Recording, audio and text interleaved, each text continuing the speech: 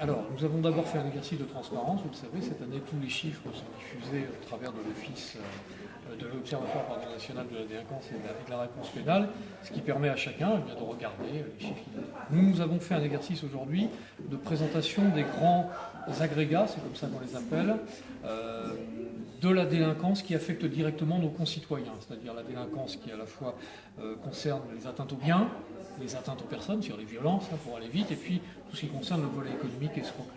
Ce qu'on peut constater à l'échelle de la Haute-Corse, c'est globalement une stabilisation.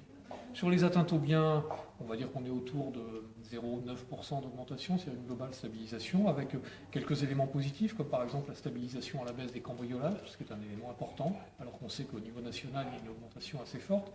Sur les violences, il y a une augmentation, qui n'est pas un phénomène nouveau.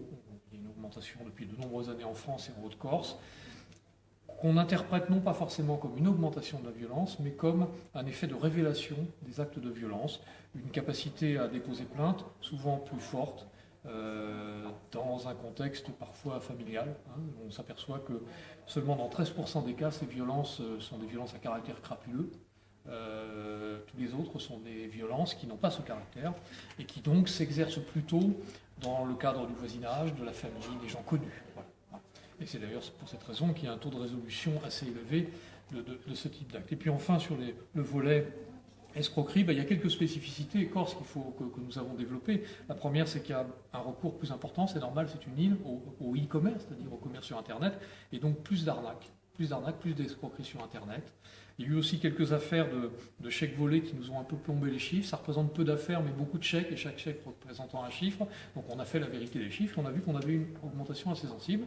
Mais il y a aussi dans cet agrégat des éléments importants qui sont liés à l'action des services, des éléments d'instruction que nous avions donnés, M. le procureur et moi, en début d'année, sur le volet notamment travail clandestin, où là nous avons fait une forte augmentation des actions en matière de lutte contre le travail clandestin, et donc les chiffres ont augmenté aussi.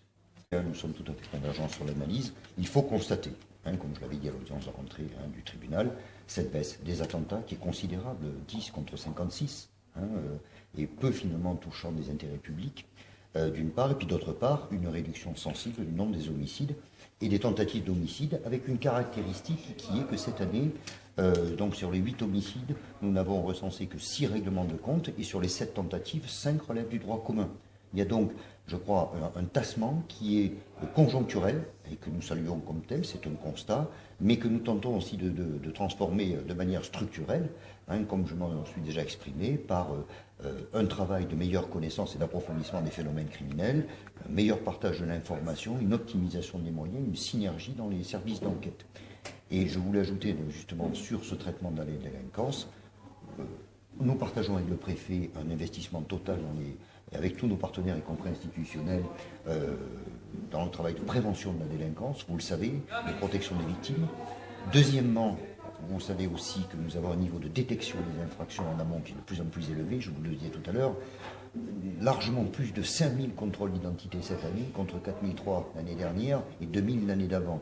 Nous allons chercher là les infractions à la circulation, stupéfiants, législation sur les armes, etc., avec un très gros taux de réussite. Et puis enfin, dans le traitement de la délinquance, qu'elle soit de droit commun ou spécialisée, vous l'avez compris, un taux de réponse pénale très élevé, des réponses aussi qui sont proches de 100%, plus de saisines du tribunal correctionnel, plus de condamnations, mais aussi plus d'alternatives aux poursuites à visée sociale, et puis une augmentation très importante de l'activité en matière économique et financière. Je crois que c'est la synthèse qu'on pouvait tirer, M. le Préfet.